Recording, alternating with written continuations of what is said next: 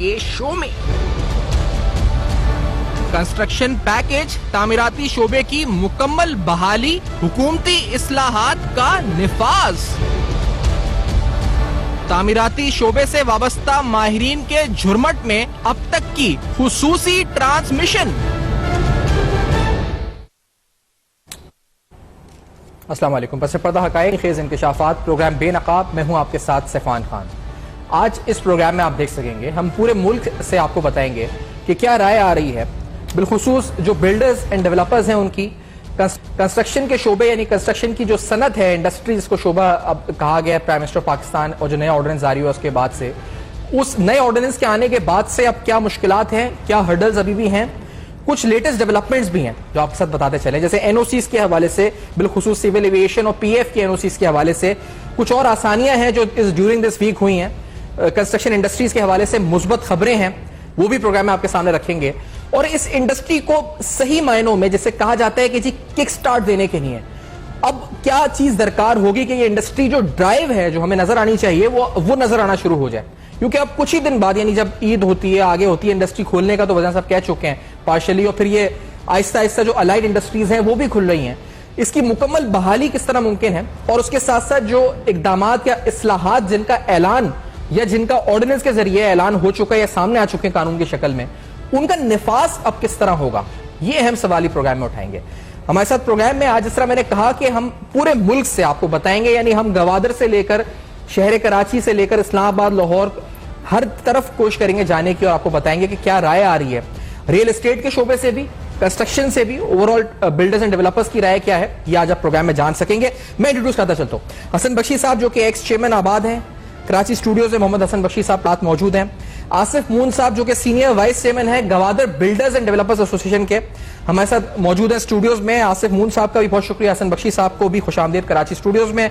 हमारे साथ सरफराज गोंदल साहब होंगे जो कि कंट्री हेड है ब्लू वर्ल्ड सिटी के, हमें ज्वाइन करेंगे। और उसके साथ चौधरी रऊफ साहब इस्लामाबाद रियल एस्टेट एसोसिएशन के साबिक सदर हैं, इस्लामाबाद से हमारे साथ होंगे। जनाब हसन बख्शी साहब, मैं पहले उन ताजा तरीन और लेटेस्ट पॉजिटिव डेवलपमेंट से स्टार्ट करना चाहूंगा जो आपसे मैं सामने रखूंगा, जो एनओसीज सिविल एविएशन और पीएफ के हवाले से for buildings below 100 metres above ground level, और ये जिससे कहा जा रहा है कि इस नए जो एनओसीज के आसानी से जो आपको तकरीबन 6 माह 5 से 6 माह की मजीद बचेंगे प्रोसेसिंग के अंदर जो अप्रूवल केसेस होते हैं, इसमें ये क्या है और इसका क्या फायदा है, पहले इस वीक की डेवलपमेंट से स्टार्ट करते हैं हसन बख्शी साहब। बिस्मिल्लाहिर्रहमानिर्रहीम, शुक्रिया आपका। देखिए, इससे पहले ये होता रहा है पूरे पाकिस्तान में कि जहाँ पर भी बिल्डिंग ग्राउंड +4 से ऊपर बननी है, यानी 40 या 50 फुट से ऊपर, तो हमें सर्वे ऑफ पाकिस्तान से पहले कोऑर्डिनेट्स लेने पड़ते थे। उसके बाद सिविल एविएशन से जाके हमें उसकी हाइट की एनओसी लेनी पड़ती थी, और उसके बाद हम जाते थे पाकिस्तान एयरफोर्स और वो हमें हाइट की एनओसी देती थी। ये तीनों प्रोसेस अलग अलग चलते थे, यानी अलग अलग से मुराद ये है, पहले सर्वे ऑफ पाकिस्तान अपना काम मुकम्मल करता था, भेजता था सिविल एविएशन को, सिविल एविएशन अपना काम मुकम्मल करके 2-3 महीने में फिर भेजता था पीएफ को, और पीएफ को भी 2-3 महीने लगते थे। हमारी प्राइम मिनिस्टर ऑफ पाकिस्तान से ये रिक्वेस्ट रही, और मैं उनका शुक्रिया अदा करना चाहता हूँ आपके चैनल से, कि जिस इलाके की जो हाइट है, जो डेजिग्नेटेड एरियाज में हाइट अवेलेबल है, वो आइडेंटिफाई कर दी जाए। अगर फर्ज करें किसी इलाके में 200 फुट हाइट है, मैं मिसाल देता हूँ, और मैं 198 फुट बिल्डिंग बनाना चाहता हूँ, तो मुझे ये एनओसीज की जरूरत होनी ही नहीं चाहिए। हाँ, अगर मैं उस इलाके में 250 फुट का अप्रूवल लेना चाहता हूं तो यकीनन मैं कोऑर्डिनेट्स सर्वे ऑफ पाकिस्तान से भी लूं, मैं सिविल एविएशन से भी लूं, और मैं पीएफ से भी लूं। अब ये मेरे ख्याल में 72 साल में पहली बार ऐसा हुआ है, और 72 साल में पहली बार ऐसा हुआ है कि पाकिस्तान भर में, जिसमें बड़े शहर हैं, कराची है, लाहौर है, मुल्तान है, पेशावर है और इस्लामाबाद है, जहां पर डेजिग्नेटेड एरियाज में हाइट डिफाइन कर दी गई है। अगर उस एरिया में आप 100 मीटर से नीचे बिल्डिंग बना रहे हैं तो आपको ये तीनों एनओसी की जरूरत नहीं है, और जो इस 3 एनओसी में 6 से 8 महीने का टाइम दरकार होता था वो भी खत्म हो गया है। हाँ, अगर आप इससे ज्यादा हाइट बनाना चाहते हैं तो यकीनन आपको वो प्रोसीजर फॉलो करना पड़ेगा। तो मैं समझता हूं कि जो हमारा मुतालबा ये था कि 18 से 24 महीने लगते हैं 18 एनओसीज के लिए। तो आहिस्ते आहिस्ते हम देख रहे हैं कि फेडरल गवर्नमेंट और इंशाअल्लाह ताला प्रोविंशियल गवर्नमेंट मिलके इस पे काम कर रही है। और मुझे यकीन है कि आते हुए वक्त पे सिंध में भी 1 महीने में आपको तमाम अप्रूवल होते हुए दिखाई देंगे और एक बहुत बड़ी economic activity through out Pakistan नजर आएगी, जिसको हम कहते हैं पाकिस्तान इकोनॉमिक रिवाइवल प्लान 2020। और इंशाल्लाह ताला हाउसिंग और कंस्ट्रक्शन इंडस्ट्री अपना ड्यू रोल प्ले करेगी और हमारे साथ वो 72 इंडस्ट्री, चाहे वो सीमेंट हो, स्टील हो, टाइल हो, दरवाजे बनाने की हो, कोई भी पेंट बनाने की हो, ये तमाम फैक्ट्रियां काम करेंगी, अपना प्रोडक्शन करेंगी, एक्सपेंशन करेंगी, लोगों को एम्प्लॉयमेंट देंगी, टैक्स देंगी। हमें बहुत उम्मीद है कि जिस तरह हमारा विजन प्राइम मिनिस्टर साहब का है और मैं समझता हूं चारों सूबों के चीफ मिनिस्टर का भी विजन है, हम जरूर इसमें आगे बढ़ेंगे और वो तमाम चीजें हासिल कर सकेंगे जो पिछले 72 साल में हम नहीं कर पा रहे थे, रेड टेपिज्म की वजह से या ब्यूरोक्रेटिक हर्डल्स की वजह से। आज मैं आपके चैनल के थ्रू ये भी कहूं कि मुझे ये कहते हुए भी बड़ी खुशी हो रही है कि सिंध भी बड़ा प्रोएक्टिव है। सिंध हुकूमत, सिंध की ब्यूरोक्रेसी बड़ी प्रोएक्टिव है और वो ये चाहती है कि शहर कराची, हैदराबाद, सक्खर और दूसरे तमाम सिंध के शहर तरक्की करें, वहाँ हाउसिंग कंस्ट्रक्शन बने, ये जो कच्ची आबादीज हैं ये रिप्लेस होके जिसको हम कहते हैं स्लम्स रीजनरेशन हो, इन लोगों को एक बाइज्जत जगह रहने की मिले और उनको जो आज देखें स्लम्स में रहता है उसको एक खतरा होता है कि किसी वक्त भी वो निकाल दिया जाएगा, वहाँ क्रिमिनल्स और क्राइम का भरपूर रोल होता है। तो आज हम सब एक पेज पे हैं और इंशाल्लाह ताला मैं ये समझता हूं कि रमजान के आखिर मतलब ईद से पहले you will see lot more developments on federal side as well as provincial side. Federal side पे भी इंशाल्लाह ताला मैं ये समझता हूं कि जो हमारा इंटरेस्ट रेट है वो मजीद कम होने जा रहा है, तो जो हमारी कॉस्ट ऑफ बोरिंग है वो भी कम होगी, एंड प्रोडक्ट सस्ता होगा और उससे तमाम लोग इस्तेफादा उठाएंगे। इसी में मैं एक चीज और ऐड करना चाहूं, वो भी बहुत जरूरी है। देखिए जिस तरह ये इंडस्ट्री में अब ये रमजान के बाद बहुत सारा इंशाल्लाह ताला काम होगा, तो हमारे वो प्लेयर जो हैं, जो मैं स्पेशली रिक्वेस्ट करूंगा, हमारे वो लोग जो सीमेंट और स्टील मैन्युफैक्चरिंग में हैं। देखिए इंटरनेशनल फ्यूल प्राइस 30 रुपए पाकिस्तान ने कम कर दी, मजीद कम करने जा रहे हैं। कोल प्राइसेस जो इनकी एनर्जी है वो 50% कम हो गई है और मजीद कम होने जा रहे हैं। LNG में 76% प्राइस कम हो गए हैं। इनका जो दूसरा रॉ मटेरियल है जिसको हम कहते हैं जो लोकल पहाड़ों से आता है वो लोकल अवेलेबल है। तो इन्होंने ये चीजें एंड कंज्यूमर को इस प्राइस को फायदा देना है, ये हम पे भी जाता है, बिल्डर ने भी एंड कंज्यूमर को पास ऑन करना है। देखिए अगर हम ये पास ऑन नहीं करेंगे और प्राइस बढ़ाते जाएंगे कार्टेलाइजेशन की वजह से या मोनोपोलाइजेशन की वजह से, तो ये प्राइम मिनिस्टर का विजन, ये हमारे चीफ मिनिस्टर्स का विजन ये पूरा नहीं हो सकेगा और हम फंस जाएंगे, हम रुक जाएंगे और चंद 25 फैमिलियां ही इस मुल्क का PSDP का 25% पैसे कमा जाएंगी। सही, बहुत इंपॉर्टेंट बात आपने किया राइट इंडस्ट्रीज के हवाले से और बिल्कुल सीमेंट के हवाले से, हम उस पर भी आएंगे असम बख्शी साहब, क्योंकि जो कीमतें उनको कम करनी चाहिए इस इंडस्ट्री को किस स्टार्ट देने के लिए उस पर डिटेल में बात भी होती है। मैं गवादर से पहले आसिफ मून साहब से पूछूं कि Gwadar builders end developer association की रिप्रेजेंटेशन आप कर रहे हैं, क्या आप लोगों का रिस्पॉन्स है इस पूरे पैकेज को लेकर? जिस तरह अभी हसन बख्शी साहब बताए थे कि फेडरल गवर्नमेंट से कुछ और इंसेंटिव्स या आसानियां सिंध गवर्नमेंट यहां कर रही है, गवादर की अपनी रेगुलेटरी पोजीशन के लिहाज से भी समझाएं इस पैकेज से कितना फायदा आप लोग उठा सकेंगे गवादर के अंदर, गवादर की जो बिल्डिंग एंड डेवलपमेंट इंडस्ट्री कितना फायदा मुस्तफीद हो सकेगी इससे? बिस्मिल्लाह रहमान रहीम, आप लोगों का बहुत बहुत शुक्रिया, आपने मुझे इन्वाइट किया।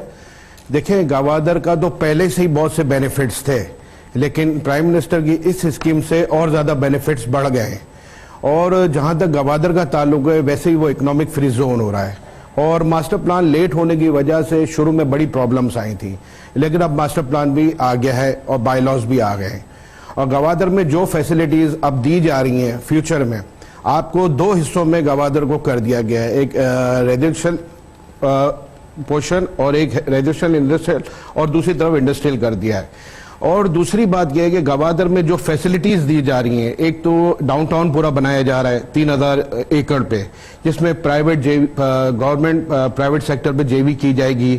दूसरा वहां पे फ्री जोन एरिया में 5-6 इंडस्ट्रियां इस वक्त फाइनल पे हैं, जिसमें ये मोटरसाइकिल है, एडिबल ऑयल हैं और मोबाइल है, स्टील इंडस्ट्रियां हैं जो इकोनॉमिक फ्री जोन में लग रही हैं। दूसरा पावर प्लांट स्टार्ट होने वाला है, तकरीबन उसको 2023 तक वो कंप्लीट हो जाएगा।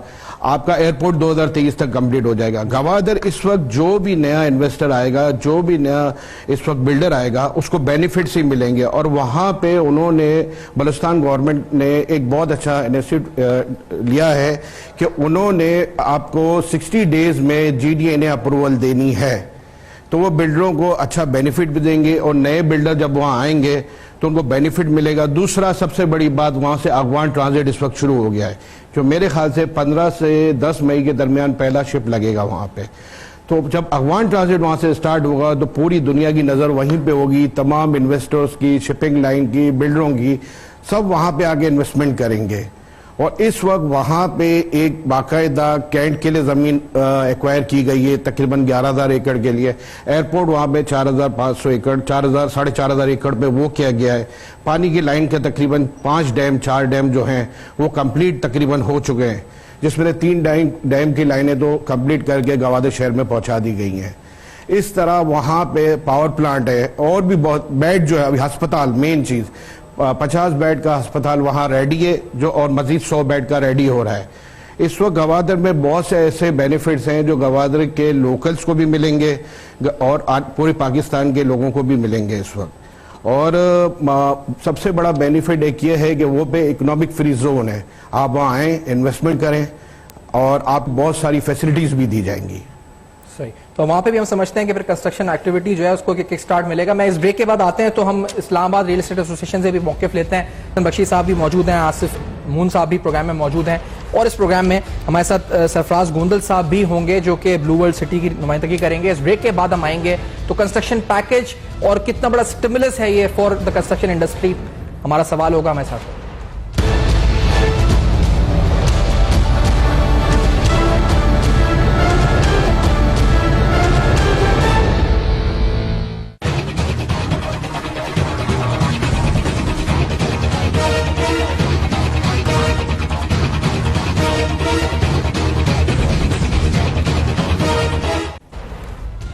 Welcome back. आप देख रहे हैं बेनकाब, और बेनकाब में आपके सामने अहम तरीन सवालात। जब से हमने ये प्रोग्राम कंस्ट्रक्शन इंडस्ट्री तामीराती शोबे पे शुरू किया, इसके बाद जब ऐलान हुआ वज़ीर साहब की तरफ से पैकेज का, फिर ऑर्डिनेंस का आना, और अब सवाल ये है कि तामीराती शोबे की मुकम्मल बहाली, यानी जो ड्राइव या फिर जिसे कहा जाए कि किक स्टार्ट इस इंडस्ट्री को मिल सके, जिसके साथ बहुत सी और इंडस्ट्रीज जुड़ी हैं, वो किस तरह मुमकिन होगा अमली तौर पर जो नजर आएगा। और इसके साथ साथ दूसरा अहम सवाल, वो तमाम जो इकदाम जिनका ऐलान इस ऑर्डिनेंस में हुआ है, उनका निफाज अब किस तरह मुमकिन है, या उसमें मजीद हर्डल्स क्या हैं, आज इस प्रोग्राम में हम जान रहे हैं। और पूरे मुल्क से तामीराती शोबे से मुंसलिक अफराद हमारे साथ इस प्रोग्राम में मौजूद होंगे। आपको इस्लामाबाद से राय सुनाते हैं। चौधरी रऊफ साहब जो कि साबिक सदर है इस्लामाबाद रियल एस्टेट एसोसिएशन के भी प्रोग्राम में साथ है। चौधरी साहब, क्या आपकी जो रियल एस्टेट एसोसिएशन के लिहाज से, उस पर्सपेक्टिव से फर्क पड़ेगा इस पैकेज आने के बाद, डिमांड सप्लाई साइड और आपकी रियल एस्टेट मार्केट के ऊपर एंटिसिपेट क्या कर रहे हैं आप लोग, और कब तक फर्क पड़ेगा? सुफियान खान साहब, सबसे पहले तो हसन बख्शी साहब और सरफराज साहब और आसिफ मून साहब को मेरा अस्सलाम। और ये पैकेज है, इस पैकेज से नो डाउट के पाकिस्तान की तारीख में ये जो तामीराती शोबे में ये पैकेज आया है, ये गेम चेंज है। जिस तरीके से मुल्क जो है वो तरक्की करते हैं, आपके सामने यूए की एग्जांपल है, मैं इसको ऐसे ही समझता हूं कि रियल स्टेट का ये जो पैकेज है, तामीराती शोबे के लिए हो, उसके साथ जुड़ी हुई तमाम इंडस्ट्री के लिए हो, या रियल स्टेट से रेलेवेंट हो, तो ये पाकिस्तान को दुनिया की सफ़े अव्वल के मुमालिक में लाने के लिए ये इंडस्ट्री अपना रोल अदा करेगी और पाकिस्तान की सफ़े अव्वल की इंडस्ट्री करार पाएगी। आसिफ साहब ने जिस तरीके से बताया, या हसन बख्शी साहब ने जिस तरीके से बताया कि इस मुल्क की ग्रोथ के लिए हम बहुत देर से जिद्दोजहद कर रहे थे, और इस वक्त की मौजूदा हुकूमत ने ये जो कंस्ट्रक्शन पैकेज अनाउंस किया है, इससे न सिर्फ पाकिस्तान तरक्की करेगा बल्कि पाकिस्तान में रोजगार के बहुत से मौके होंगे। इसके साथ जुड़ी हुई जितनी भी इंडस्ट्रीज हैं, वो 40s हैं या 72s हैं, वो सारी की सारी लाइट इंडस्ट्री का जो एम्प्लॉय है वो उसका सर्वाइवल भी होगा, उसकी जॉब भी सेव होगी और लोग उससे रेवेन्यू भी हासिल करेंगे। और पाकिस्तान में इस इंडस्ट्रीज के वजूद से मैं आपको बताने में कोई आर महसूस नहीं करता कि ये इंडस्ट्री पहली दफा पाकिस्तान को दुनिया के सफ़े अव्वल के मुमालिक में शामिल कर देगी। मैं हमेशा ये कहता हूं कि यही चिराग जलेंगे तो रोशनी होगी। रियल एस्टेट के लोग अपने डेवलपर्स के साथ या बिल्डर्स के साथ शाना बशाना चलेंगे, ताकि ये जो तीनों पिलर्स हैं जब ये मजबूती के साथ अपना रोल अदा करेंगे तो फिर ये इंडस्ट्री अपना प्रॉपर जो इसका टारगेट है वो तभी अचीव कर पाएगी। एग्जैक्टली और सरफराज गोंदल साहब को भी खुशामदीद कहते हैं प्रोग्राम में, कंट्री हेड हैं आप ब्लू वर्ल्ड सिटी के। सरफराज साहब ये फरमाइएगा, क्योंकि हमने यहाँ पर पूरे मुल्क में ही तकरीबन जाके बात कर रहे हैं, कुछ प्रोविंशियल डोमेन गवर्नमेंट से कुछ होता है जी के एनओसीज का इशू या ये, जहां से आप ज्यादातर ऑपरेट कर रहे हैं, आपका जो जहां पर काम है वहां प्रोविंशियल और फेडरल दोनों साइड से मुझे बताइएगा कि क्या कितनी आपको लगता है इस पैकेज आने के बाद क्या कोई मजीद हर्डल्स हैं या बड़ी क्लैरिटी है वहां बिल्डर्स और डेवलपर्स में और आगे बढ़ने का रास्ता काफी क्लियर है? गोंदल साहब जी बिस्मिल्लाह, शुक्रिया सफान साहब, और खुसूसन हसन बख्शी साहब बैठे हैं और चौधरी रऊफ साहब हैं, आसिम साहब हैं, माशाल्लाह पाकिस्तान में बहुत अच्छे काम कर रहे हैं। तो जो सबसे पहले जो अहम चीज है जो मैं बताना चाहूंगा कि हमारी जो गवर्नमेंट का जो पहला मकसद था वो ये था कि जी आप इस सेक्टर में जो इस्लाहत लेके आए उसमें जो दिहाड़ीदार तबका है उनको आप मद्देनजर रखें, और उसके लिए जो है ना सबसे जो ये इस्लाहत लाई गई है इसमें जो रियल एस्टेट सेक्टर में जो इन्वॉल्वमेंट थी वो थी कि लोग वो हाउसिंग मंसूबे शुरू किए जाएंगे और उससे जो है ना दिहाड़ीदार तबके को रिलीफ मिलेगा। ये एक ऐसा मतलब पहली स्टेज है जिस पर आज हम खड़े हुए और हम इसको मैं जवाब देना चाहूंगा कि आप ये देखें कि अगर लो कॉस्ट हाउसिंग मंसूबे बनाने के लिए हमें फिर से एक फिजिबिलिटियां बनानी होगी और उसके बाद हमें इन इदारों की तरफ रुजू करना होगा। जब हम इदारों की तरफ रुजू करते हैं तो हमें वहां से फौरी तौर पर रिलीफ नहीं मिलता, एनओसीज के मसाइल बहुत ज्यादा पेश आते हैं। जब वो एनओसीज के मसाइल पेश आएंगे तो हम इसको कैसे जो है ना मैनेज करेंगे, कैसे वो साम्राज्य जो है ना हम दिहाड़ीदार तबके तक पहुंचाएंगे या इस टैक्स की जो इस्लाहत हम तक पहुंचाई जा रही है उसको हम मैनेज करेंगे। तो मैं ओवरऑल जो इस वक्त इस्लामाबाद की या इस रावलपिंडी के या पंजाब के एरिए में जो दुश्वारियां पेश आ रही हैं उसमें सबसे बहुत ज्यादा इन्वॉल्वमेंट जो है वो एनओसीज के मराइल की है।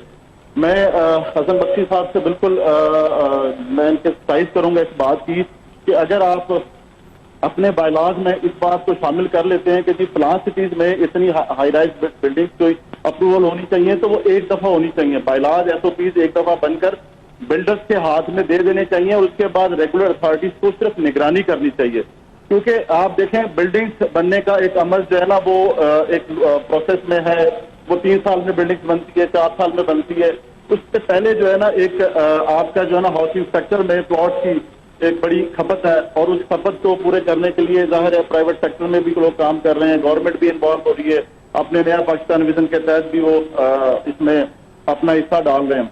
लेकिन जब तक आप एनओसी से मराहल को, जब तक आप इस चीजों को जो जिससे वाबस्ता इंडस्ट्रीज ने तरक्की करनी है उसको आप रिलीफ नहीं देंगे, पैकेज जितने भी हैं ये अपर लेवल पर हैं कि जी आप सीमेंट में क्या दे रहे हैं, सरिये में क्या दे रहे हैं, आप उस पर टैक्स क्या काम कर रहे हैं। अगर ये काम ही शुरू नहीं होगा, अगर ये चीजें ही इस प्रोसेस में कंप्लीट होकर नहीं जाएंगी उस वक्त तक ये पैकेज जो है मैं समझता हूँ कि दुश्वार है। इसके लिए मेरी जो ईवान बाला है जो पैकेजेस को इनको इस्लाहत को अमली जामा बनाने की कोशिश कर रही है, तो सबसे पहले मेरी गुजारिश ये है कि आप मेहरबानी फरमाकर जितने भी ये डिपार्टमेंट हैं, जितने भी अदारे हैं, उनको कम से कम ये एनओसी का एक टारगेट दे दिया जाए। जैसे वजीर आजम खान साहब ने कहा कि 45 दिन के अंदर जो है ना एनओसी हो जानी चाहिए, लेकिन आप देख लें किसी भी प्रोजेक्ट में हमारे पाकिस्तान में अगर बहुत ज्यादा ऐसे प्रोजेक्ट हैं जिनकी एनओसी तो दूर की बात उनके कागजात कंप्लीट होकर ही जमा नहीं हो पाते हैं। तो मेरा जो जाती तौर पर मैं समझता हूँ कि जो मेरे साथ इस्लामाबाद में चौधरी रऊफ साहब भी बैठे हैं वो इस बात को अंडरस्टैंड करेंगे कि यहाँ से बहुत से प्रोजेक्ट हैं जो एनओसी से मराइल में बैठे हुए हैं कि उनको एनओसी मिले और वो अपना काम शुरू करें।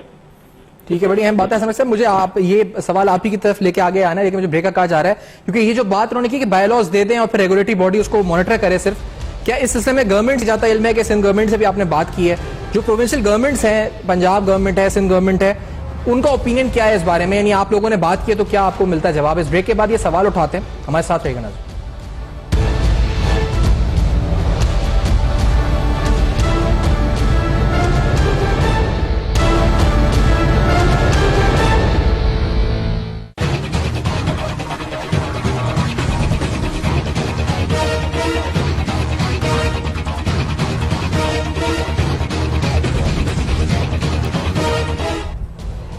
Welcome back. आप देख रहे हैं बेनकाब, और बेनकाब में आपके सामने कुछ अहम तरीन सवाल, कंस्ट्रक्शन पैकेज और उस पैकेज के निफाज और अब क्या मुश्किलात हैं जो दरपेश हैं बिल्डर्स डेवलपर्स को, और बिलखुसूस इस शोबे की मुकम्मल बहाली किस तरह मुमकिन है और कब तक मुमकिन है। हसन बख्शी साहब, मैं पूछना चाहूंगा क्योंकि अभी जो बात हो रही थी हमारी सरफराज गोंदल साहब से भी, उन्होंने भी कुछ एनओसी का तस्करा किया। यहाँ एक जिक्र ये हुआ जी कि बायलॉज दे दें और फिर रेगुलेटर सिर्फ ओवरव्यू या मॉनिटरिंग और सर्वेलेंस का किरदार रखें। अब इस सिलसिले में बातचीत सिंध गवर्नमेंट लेवल के ऊपर क्या हुई है, आपकी कहां तक पहुंची है और क्या उसमें आपको कितनी उम्मीद है कि ये हो सकता है? देखिए, ये बहुत अच्छी बात सरफराज साहब ने कही। पिछले 72 साल से पाकिस्तान में एनओसी रिजीम था, यानी आप एनओसी लेंगे तो आगे बढ़ सकते हैं, एक एनओसी 2, 3, 10, 20। अब 72 साल बाद प्राइम मिनिस्टर को ये बात समझ आ गई है कि इसको तब्दील करने के लिए कंप्लायंस रिजीम इंट्रोड्यूस की जाए। कंप्लायंस रिजीम क्या है? कंप्लायंस रिजीम ये है कि आपने अपना प्रोजेक्ट रेगुलेटरी अथॉरिटी के पास जमा कर दिया जो कि रूल्स के मुताबिक हैं और उनके अप्रूव्ड इंजीनियर और आर्किटेक्ट ने वो प्रोजेक्ट डिजाइन किया हुआ है, और आप 1 महीना उनको दे दें कि वो अप्रूवल करके दे दें। अगर वो 1 महीने में अप्रूवल नहीं कर सकते, तमाम अगर ऑब्जेक्शन रिमूव करने के बावजूद भी, तो वो deem to be have been given होगा, यानी उसके बाद आप काम करते जाएंगे, वो जब चाहे आके चेक करें, अगर आप वायलेशन करेंगे तो वो डिमोलिश कर देंगे। इसकी आसान लफ्जों में मैं मिसाल दूं कि आप कराची एयरपोर्ट से शारा फैसल पे जा रहे हैं मेट्रोपोल होटल की तरफ, आपकी गाड़ी रजिस्टर है, आप शारा फैसल पे आते हैं और सीधा जाते रहते हैं, जब तक आप कोई कानूनी चीज सिग्नल तोड़े नहीं या कानूनी वायलेशन नहीं करें तो आपको कोई नहीं रोकेगा। ये है वो शिफ्ट जो पूरे पाकिस्तान को तब्दील करेगा। ये है वो शिफ्ट जो 72 साल में, जैसे मेरे भाई ने कहा ना, कि इतना उलझाया हुआ है कारोबारी लोगों को एनओसी के इसमें, और चंद लोगों ने अपने फायदे के लिए, ये वो फंडामेंटल शिफ्ट है कि ये पाकिस्तान में अगर प्राइम मिनिस्टर इमरान खान अपने दौर में ले आए तो मैं समझता हूं सिर्फ इस कारोबार में नहीं, बहुत सारे कारोबार में बहुत भराई आ जाएगी। इसके साथ साथ मैं एक चीज आपको और भी कहना चाहता हूं। मैं मिसाल दूं आपको, केडीए कराची डेवलपमेंट बोर्ड और कराची डेवलपमेंट अथॉरिटी और एचडीए हैदराबाद डेवलपमेंट अथॉरिटी, कोरोना चल रहा है सारी दुनिया में रिलीफ दिया जा रहा है स्मॉल बिजनेसेस को, मीडियम बिजनेसेस को, बड़ी इकोनॉमी $2-2 ट्रिलियन दे रही है। यहां पर इन इदारों ने, शायद सीडीए एलडीए में भी होगा, उन्होंने अपनी सर्विस चार्जेस 5-5, 800% बढ़ा दिए हैं। Can you imagine? 800% बढ़ा दिए हैं। तो कहां से हम एक्सपेक्ट कर सकते हैं कि हम इकोनॉमिकल लो कॉस्ट हाउस देंगे जहां हमारे सब इन इदारों के सिर्फ कागज लिखने पे जो चीज फर्ज करें 1 लाख रुपए या 10 लाख रुपए फीस थी, आज उसको बढ़ा के 70 लाख से 1 करोड़ कर दिया गया है। ना सिर्फ ये केडीए ने बल्कि हैदराबाद डेवलपमेंट अथॉरिटी ने। मैं रिक्वेस्ट करूंगा चीफ मिनिस्टर साहब से कि इस पे फिल फॉर एक्शन लें। ये वक्त है इकोनॉमिक एक्टिविटी ग्रोथ करने का। इस किस्म के इन अथॉरिटीज के इकदामात इकोनॉमिक एक्टिविटीज को रिग्रेस करेंगे, और लोग, जब इतनी फीसें होती हैं तो लोग चोरी पे मजबूर हो जाते हैं। देखें, जब ड्यूटी ज्यादा लगती है तो चीज स्मगल होने लगती है। तो मैं ये समझता हूं कि इसी तरह अगर मुल्क के दूसरे इदारों ने, सीडीए वगैरह ने भी कोई ऐसे इकदाम किए तो इनको वापस लेना चाहिए। इस वक्त हमें काम बढ़ाने की जरूरत है। हम अपने भी सेक्टर में जब बैठते हैं, अपने बिल्डर्स एंड डेवलपर्स को कहते हैं कि यार थोड़ा नफे पे कॉम्प्रोमाइज करो, पर जहां पहले 200 मकान बनाते थे आज 400 बनाओ, ताकि सप्लाई ज्यादा हो, लेने वालों को कम कीमत पे काम मिले। इसी तरह हम हमारे यहाँ पर रियल एस्टेट के भाई हैं, उनको भी जब हम बाइंग पे जाते हैं तो यकीन माने उनको भी हम कहते हैं कि सस्ता यार कोई प्लॉट ले आओ ताकि हम सस्ता प्रोडक्ट दे सकें। देखिए, इस वक्त पाकिस्तान का माइंडसेट है कि इस कारोबार को चलाना है, क्योंकि पाकिस्तान को चलाना है और एम्प्लॉयमेंट क्रिएट करनी है। इसमें दो राय नहीं है, इसमें हम सब एक पेज पे हैं गवर्नमेंट के साथ, और मैं कहता हूं कि हैंड इन ग्लव्स हैं, चाहे वो कोई भी हुकूमत हो, पंजाब गवर्नमेंट हो, सिंध गवर्नमेंट हो। और मैं ये समझता हूं कि ये अब हमें एक और चीज करनी चाहिए। चारों सूबों में और गिलगित बल्तिस्तान में, फातरा में, हर साल फेडरल गवर्नमेंट में एक ट्रॉफी देनी चाहिए उस सूबे को जो सबसे ज्यादा एनेबलिंग एनवायरनमेंट क्रिएट करेगा हाउसिंग के लिए, इंडस्ट्री के लिए, पॉलिसीज ऐसी बना के देगा। देखिए ये पॉजिटिव आपस में कंपटीशन क्रिएट करना है चाहिए, ठीक है, ताकि सुबह भी क्लेम करे कि देखिए हम नंबर 1 है। एग्जैक्टली, और कॉम्पिटिटिव एक एनवायरनमेंट क्रिएट हो सके। आसिम मुन साहब, ये मुझे बताइए कि कितने मंसूबे यानी हम समझे कि गवादर में आ सकते हैं इस अनाउंसमेंट या इस पैकेज के बाद, जो नए मंसूबे जो इनलाइन पाइपलाइन है वहां पर जो लोग देख रहे हैं उनकी आगाही के लिए? देखें, अभी तो इस वक्त जैसे ये आपको मैं एक चीज और बता दूं कि इस वक्त जैसे ये कोरोना खत्म होगा तो आपको बेशुमार इंडस्ट्रियां वहां पे नजर आएंगी जो लगेंगी फ्री इकोनॉमिक जोन में। दूसरा, आपके बलूचिस्तान गवर्नमेंट बहुत ही ज्यादा पॉजिटिव है, खासकर जीडीए हमारा बहुत पॉजिटिव है कि आप अपना जो भी सबमिशन प्लान सबमिट करें 45-60 डेज में लें। दूसरा, सबसे बड़ी मेन चीज है, माजी में लोगों ने दुबई में दूसरी जगहों पे जाके इन्वेस्टमेंट करके बहुत नुकसान किया। मैं ओवरसीज पाकिस्तानी से ये रिक्वेस्ट करता हूं कि आप आए, पाकिस्तान में इन्वेस्टमेंट करें, आपकी इन्वेस्टमेंट सबसे बड़ी सिक्योर है। दूसरा, जो प्राइम मिनिस्टर ने सबसे बड़ा जो पैकेज हमें बिल्डरों को और कंस्ट्रक्शन इंडस्ट्री को एक दर्जा दे दिया है, 72 साल में आज तक किसी ने नहीं किया, तो ये सबसे बड़ा अच्छा मौका मिला है जिससे हमारी सारी इससे रिलेटेड इंडस्ट्रियां, 72 इंडस्ट्रियां, फिर उसके नीचे बहुत सारी इंडस्ट्रियां हैं, सबको रोजगार मिलेगा, पब्लिक को रोजगार मिलेगा। और मैं समझता हूं वो बात वाजे हो जाएगी कि रोजगार के लिए लोग कम पड़ जाएंगे। और गवादर एक ऐसा शहर है, बिल्कुल नया शहर है, वहां पे बेशुमार इंडस्ट्री आनी है, शिपिंग लाइन्स आनी है, और एक तो फ्री इकोनॉमिक जोन है, और आपको मैंने पहले भी बताया वहां अगवान ट्रांजिट भी शुरू हो रहा है, और बहुत से ऐसी फैसिलिटीज हैं जो बलूचिस्तान गवर्नमेंट देगी। दूसरा, कोस्टल बेल्ट पे आप इस वक्त बलूचिस्तान गवर्नमेंट ये कहती है कि आप अपना प्रपोजल लेके आएं और वहां पे कोई भी अच्छा कोस्टल बेल्ट पे जिसमें आप अपना प्रोजेक्ट लेके आएं, टूरिस्ट के लिए, टूरिज्म के लिए भी बहुत अच्छा है। तो ओवरसीज पाकिस्तानी को वहां आए, टूरिज्म के लिए अच्छे से रिजॉर्ट्स शुरू करें, अच्छी इन्वेस्टमेंट करें, आपको बलूचिस्तान गवर्नमेंट आपको फुल सपोर्ट करेगी इस वक्त वहां पे।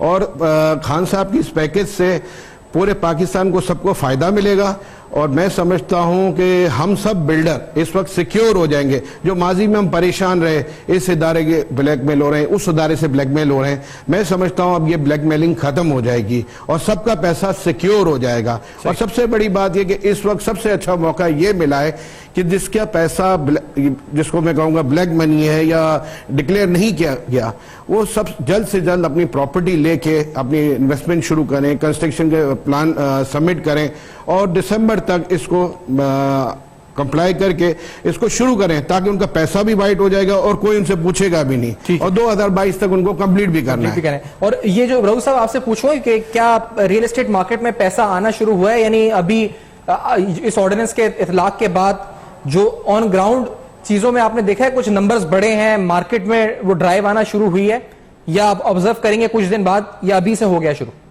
रऊफ साहब, इसमें कोई दो राय नहीं है कि इस वक्त पूरी दुनिया में कोरोना-19 की वजह से या कोरोना की वजह से बिल्कुल खामोशी है, लेकिन पाकिस्तान में मुझे बड़ी खुशी से ये बात मैं आपको बता रहा हूं कि लोग अपने सोशल डिस्टेंस को मद्देनजर रखते हुए स्पेशल इस इंडस्ट्री में लोगों ने अपनी चहल पहल और सिलसिला अपनी चीजों को मैनेज और स्टेबल करने के लिए काम स्टार्ट कर दिया है। और इसी तरह पाकिस्तान के कैपिटल इस्लामाबाद में भी रियल एस्टेट के लोग जो हैं वो एक्टिव हो चुके हैं, वो अपने डेवलपर और बिल्डर्स को सपोर्ट प्रोवाइड कर रहे हैं। जिस तरीके से हसन बख्शी साहब या सरफराज गोंदल साहब भी इस पैनल में मौजूद हैं, सरफराज गोंदल साहब भी मेरी इस बात को वेट करेंगे कि इस्लामाबाद में पूरी रियल एस्टेट की कम्युनिटी, चाहे वो डेवलपर्स हों या बिल्डर्स हों या रियल एस्टेट के लोग हों, वो एक्टिव हो रहे हैं। और रमजान के इस बाबरकत महीने की वजह से इंशाअल्लाह, यानी कि वजीर आजम के विजन के मुताबिक इस पैकेज ने, मैं आपको बताऊं, जिस तरीके से सीपैक एक गेम चेंजर था इस खित्ते के लिए, एशियाई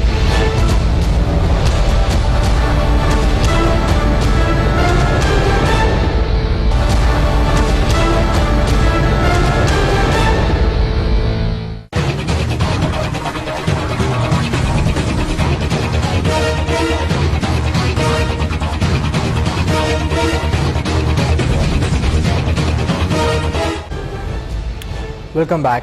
आज आप देख रहे हैं खुसूसी ट्रांसमिशन, जिस ट्रांसमिशन में हम बात कर रहे हैं बिल्डर्स, डेवलपर्स, रियल एस्टेट और तामीराती शोबे से मुंसलिक अफराद से, और उनकी राय जान रहे हैं, क्योंकि जो पैकेज वज़ीर साहब की तरफ से अनाउंस हुआ, जो उनका विजन है क्या उसका इतलाक यानी उन इस्लाहात पर का जो निफाज है वो अभी होना शुरू हो गया है? जो मार्केट को ड्राइव चाहिए, जो किक स्टार्ट चाहिए मईशत को, कंस्ट्रक्शन इंडस्ट्री वो देने को तैयार है? कब से कब तक ये हम देखेंगे कि रिवाइवल स्टार्ट हो जाएगा, जिसे कहा जाए कि मुकम्मल बहाली इस शोबे की शुरू हो जाएगी?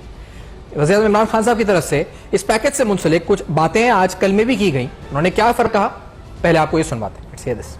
हमने पूरी कोशिश की है, किसी गवर्नमेंट ने इतनी कोशिश नहीं की कि अपनी इंडस्ट्री को इतने ज्यादा हम इंसेंटिव्स दें, अपनी कंस्ट्रक्शन को। अभी हमारे स्मॉल और मीडियम इंडस्ट्री को जिस तरह के पाकिस्तान की तारीख में पहली दफा ऐसे इंसेंटिव्स दिए गए, पाकिस्तान की तारीख में पहली दफा ऐसे इंसेंटिव दिए गए, तो अब ये इंसेंटिव्स क्या प्रोविंशियल लेवल के ऊपर भी रेप्लिकेट हो रहे हैं? यानी उन जो मसाइल हैं एनओसीज और दीगर, और इसके अलावा टैक्सेशन या दीगर है मसाइल, इन पर इस प्रोग्राम में गुफ्तगू हो रही है।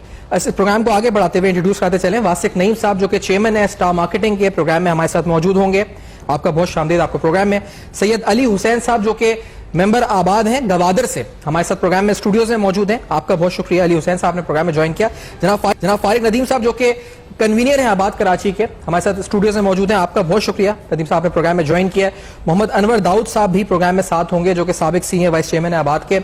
जनाब वासिक नईम साहब, आपसे आगाज करते हुए कितना खुशाइंद आप समझते हैं इस पैकेज को, और इसके बाद जो जिसे कहा जाता है कि मार्केट में जो ड्राइव आनी चाहिए वो आने में कुछ मजीद हर्डल्स हैं? अगर हैं तो क्या है, और कब तक आप समझते हैं कि मार्केट दोबारा से स्टार्ट होगी और रिवाइव होगा इंडस्ट्री पूरी? वासिक साहब। सबसे पहले तो मैं सफियान और आरिफ ज़ुबैरी को मुबारकबाद देता हूं कि उन्होंने ये जो तामीराती शोबे से मुतालिक प्रोग्रामों की सीरीज़ चलाई है वो बड़ी कामयाब है। दूसरे, मैं इस पूरी उसके अंदर जो जद्दोजहद का अगर स्टार्ट करने वाले जो थे वो आबाद के प्लेटफार्म से मोहसिन शेखानी और ख़ास तौर से हसन बख्शी, इनका बड़ा किरदार रहा है इस चीज़ को आगे बढ़ाने में और इसको आवाज़ को बुलंद करने में। अब आइए इस पैकेज की तरफ। तो मैं ये समझता हूँ कि अभी तो इसके सिर्फ एक रोशनी की किरण नज़र आ रही है मार्केट के अंदर। हिलजुल नाम की कोई चीज़ नहीं है अभी, और जैसे जैसे ये कोरोना के बाद मार्केट खुलेगी तो इसके असरात तो जाहिर होना शुरू होंगे, और मैं समझता हूँ कि मार्केटिंग सबसे पहला शोबा होगा जिसको असरात महसूस होंगे। सही।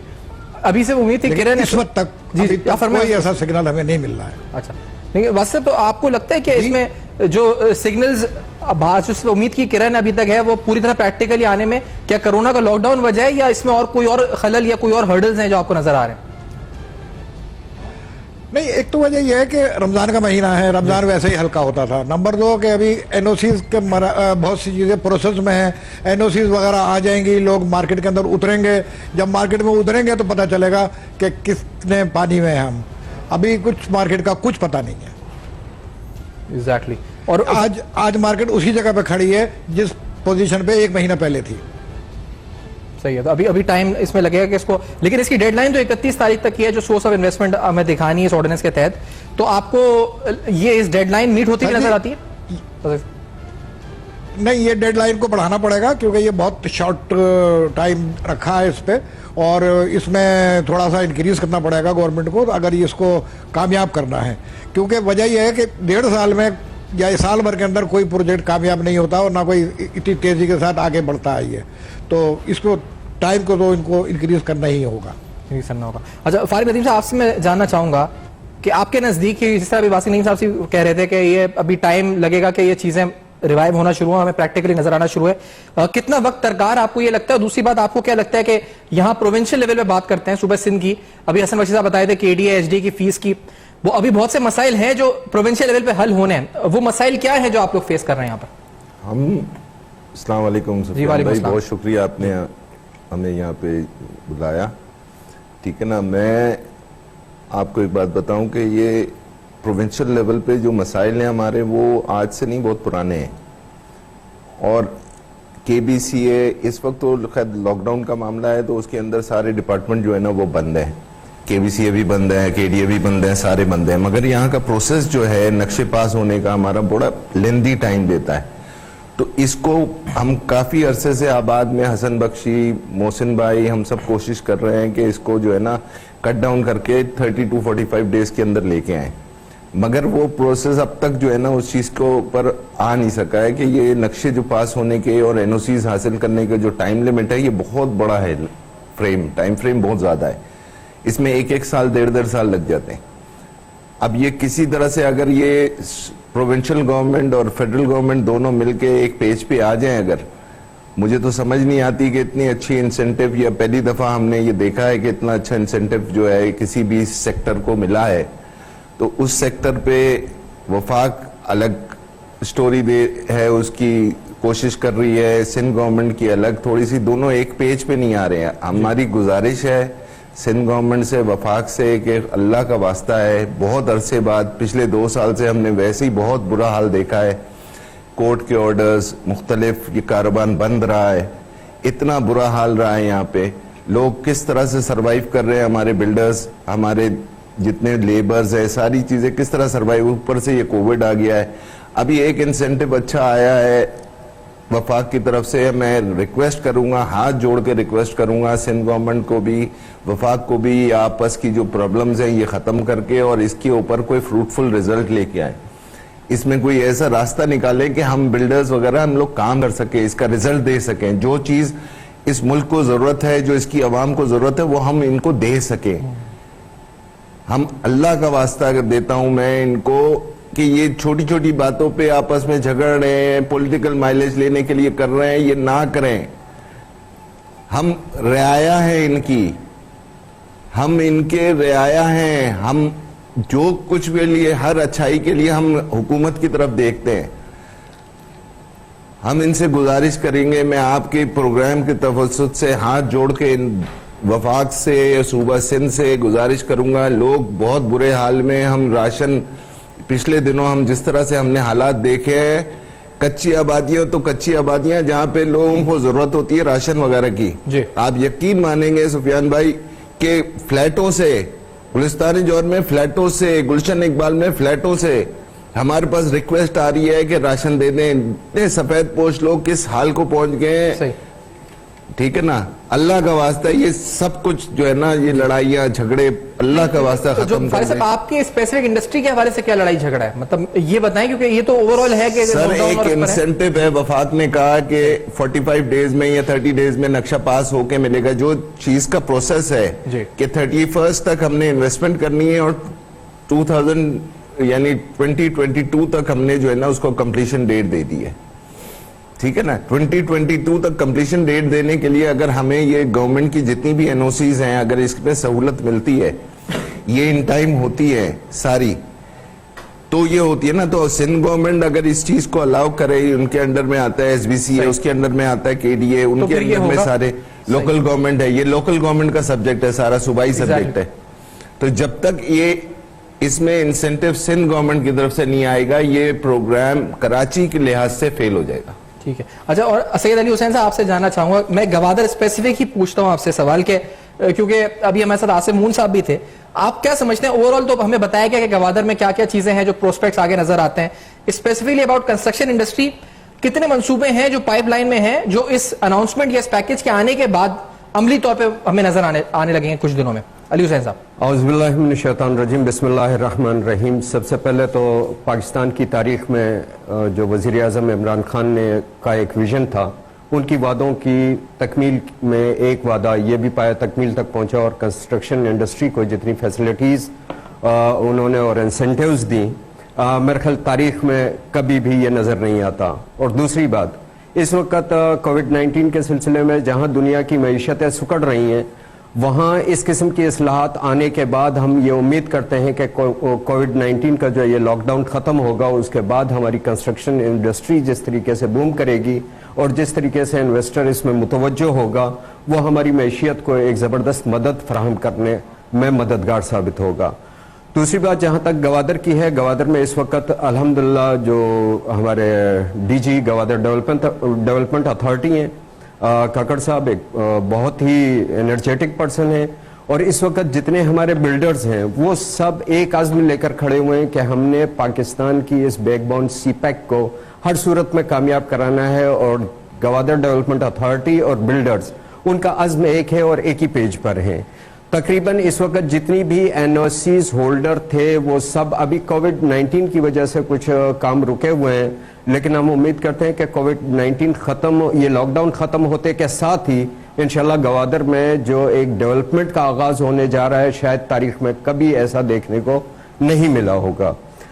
और जहां तक रह गई आपकी कि कितने एक प्रोजेक्ट पाइपलाइन में है, मेरी एक गुजारिश है, सबसे पहले तो ये तारीख जो दी गई ये बहुत कम तारीख है, इसमें मेरी गुजारिश ये है कि इस तारीख को एक्सटेंड किया जाए, क्योंकि इस वक्त कोविड-19 की लॉकडाउन के सब शिकार हैं और मुख्तलिफ जगहों पर लोग फंसे हुए हैं और उस तरीके से प्रॉपर हम रिस्पांस नहीं दे रहे।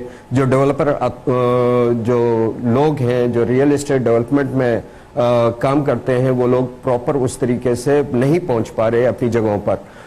नंबर 2, मेरी गुजारिश एक तजवीज़ है कि अगर इस सारी इंडस्ट्री को आपने कामयाब कराना है तो जितनी भी डेवलपमेंट अथॉरिटीज़ हैं, जिस तरीके से वज़ीर आज़म इमरान खान साहब ने नया पाकिस्तान हाउसिंग अथॉरिटी मुतारिफ कराई है, तो मेरी तजवीज़ ये है कि इन तमाम डेवलपमेंट अथॉरिटीज़ को उस नया पाकिस्तान डेवलपमेंट अथॉरिटी के अंडर कर दिया जाए ताकि वन विंडो ऑपरेशन हो और सिंपल कवानीन लागू हो। तीसरी अहम चीज़ जो मैं बताने जा रहा हूँ, एनओसी सिर्फ एक नहीं होती, हमें डेवलपमेंट अथॉरिटी से एक एनओसी लेनी पड़ती है, सेल्स एंड एडवर्टाइजमेंट अथॉरिटी से एक एनओसी लेनी पड़ती है, फिर यूटिलिटीज़ की एनओसीयाँ अलग लेनी पड़ती हैं। तकरीबन 7 से 8 किस्म की एनओसीज लेने के बाद हम इस काबिल होते हैं कि हम अपने प्रोजेक्ट को खड़ा करना शुरू करें या उसकी डेवलपमेंट का आगाज़ करें। इतने लेंथी प्रोसेस में बहुत सारा टाइम ज़ाया होता है, इसीलिए मेरी तजवीज़ ये है कि वन विंडो ऑपरेशन मुतारिफ कराया जाए ताकि ये काम आसान हो और हम इस इंडस्ट्री के जो इंसेंटिव वज़ीर आज़म साहब ने दिए उससे कौम भी मुस्तफ़ीद हो सके। ठीक है, आपकी तजावीज़ सामने आई है। मैं ब्रेक की तरफ बढ़ते हैं, इस ब्रेक के बाद आते हैं नाज़रीन, तो इस ट्रांसमिशन को यहाँ से जारी रखते हैं और मज़ीद इस पैकेज से मुंसलिक और इस पैकेज के इतलाक में अब जो मुश्किलात हैं वो क्या हैं और आगे क्या नजर आता है मुस्तकबिल का मंजरनामा, ये सब इस ब्रेक के बाद हमारे साथ रहिए।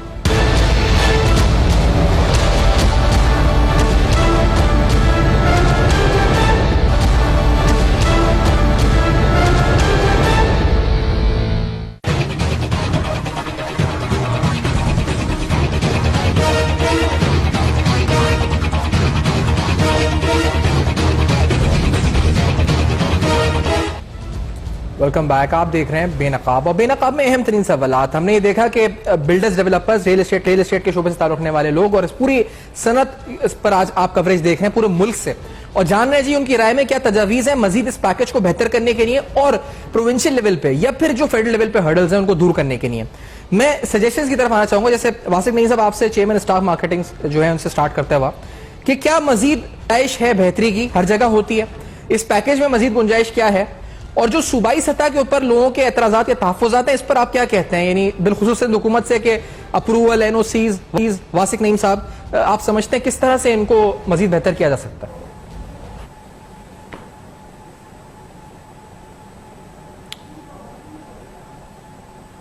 वासिक नईम साहब तक हमारी आवाज जो पता है, वासिक नईम साहब से हमारा राब्ता इतनी देर में बहाल होता है और उनसे हम दोबारा ये बात जानते हैं।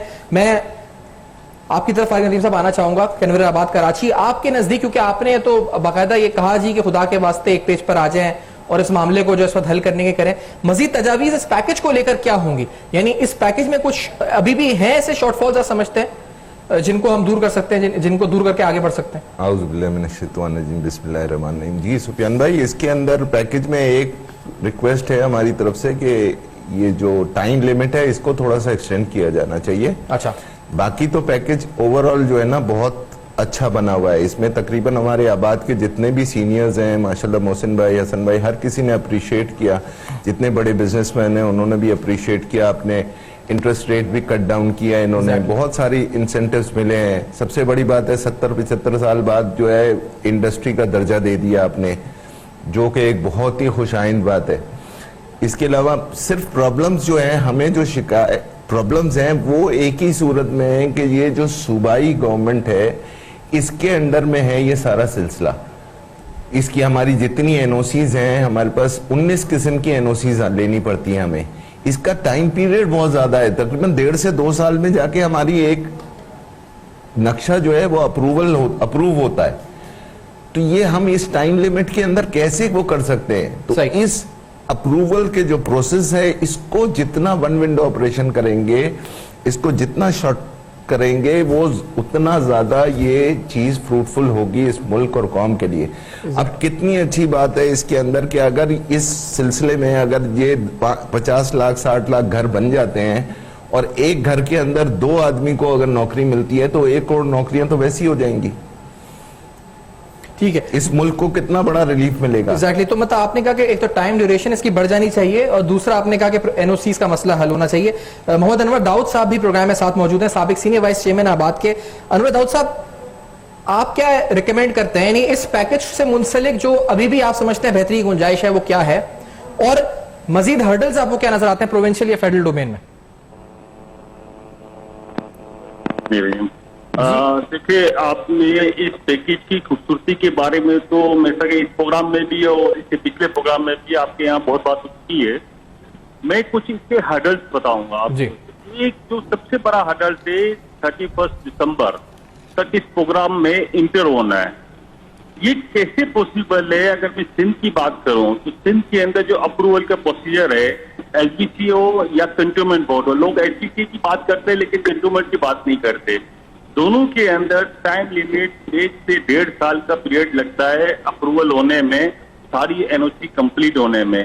तो मेरे लिए सिंध में रहने वालों के लिए, मैं सिंध में काम करता हूं तो मेरे लिए पैकेज मैं अवेल नहीं कर सकता।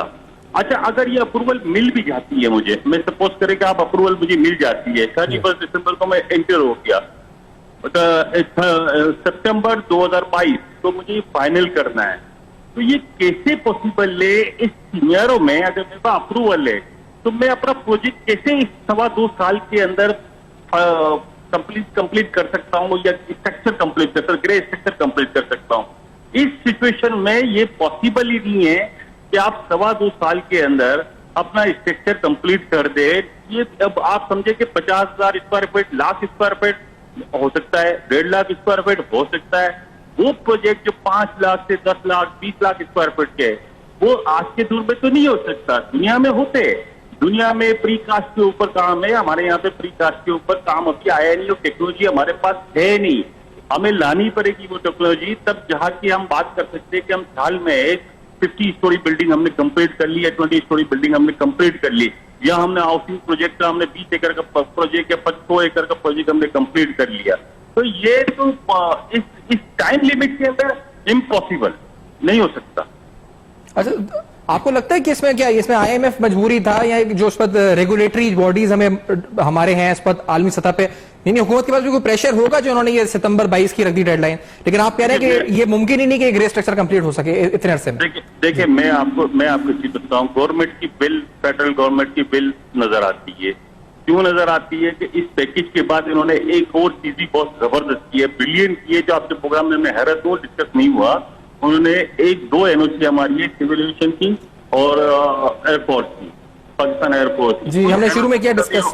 मैंने सुना नहीं होगा। अच्छा। तो वो उन्होंने इनिशिएटिव दिया है, तो उनकी बिल नजर आती है। उन्होंने उस पर क्या किया है, उन्होंने अपना फर्नल एरिया और रेडियस को शॉर्ट किया है, और उसके अंदर ये है कि बिल्डर कम्युनिटी को उसके अंदर बहुत फायदा होना है और काम इजी हो जाएगा। वो फेडरल की तरफ से दिखती है, लेकिन सूबाई सतह के ऊपर वो कहीं नजर नहीं आ रही, क्योंकि इस वक्त जो सिचुएशन है पाकिस्तान की कहे या पूरी दुनिया की कहे, वो वॉर की सिचुएशन है। वॉर की सिचुएशन के अंदर बिजनेस की बात करना बड़ी हैरत की बात है, लेकिन खान साहब ने की है, बहुत अच्छी बात है। अनवर साहब, आप कितने माह में आपका एक मंसूबा, यानी जो अप्रूवल प्रोसेस जो मुकम्मल होता है, ये कितने माह आपको लगते हैं यहाँ पे कराची में? देखिए, मैं आपको बताऊं, एक अगर पास्ट की अगर बात करें ना, तो अभी अप्रूवल करवाते में पहले आपने एनओसी लेनी है, मुख्तलिफ किस्म की एनओसी लेनी है। एनओसी लेके आप अप्रूवल प्रोसीजर में जाते हैं, फिर इसके बाद अगर आप फाइल के पीछे हो तो आपकी फाइल टाइम में मतलब 2, 4, 6 महीने में, साल में कंप्लीट हो जाती है, अप्रूवल आपको मिल जाती है। कंटोनमेंट के अंदर 2 इदारे बने हुए, आप सीओ के पास जाना है, आपको डायरेक्टर के पास जाना है, तो करा के 1.5 साल लगता है इस अप्रूवल के अंदर। अच्छा। तब जाके आप प्रोजेक्ट स्टार्ट करते हैं। प्रोजेक्ट स्टार्ट करने के बाद आपको उसकी सेलिंग करनी पड़ती है। अगर आपके पास बाहर से, क्योंकि अब सारा फंड कलेक्ट होता है ना, आपको कहीं से पैसा आ रहा है और आपने लगाना है, ठीक है वो अगर स्पीड, बहुत ज्यादा स्पीड ही भी आएगा अगर बैंक जी तो टाइम लगता है इसमें। ये बड़ी अहम बात है, इस पर हम मजीद बात भी करेंगे। वासिक नईम साहब भी दोबारा शामिल हो चुके हैं इस गुफ्तगू में, टेक्निकल एरर खत्म हुआ है। इस ब्रेक के बाद आते हैं वापस, वो फौरी इस बात को जारी रखते हैं। यहाँ से हमारे साथ रहिए।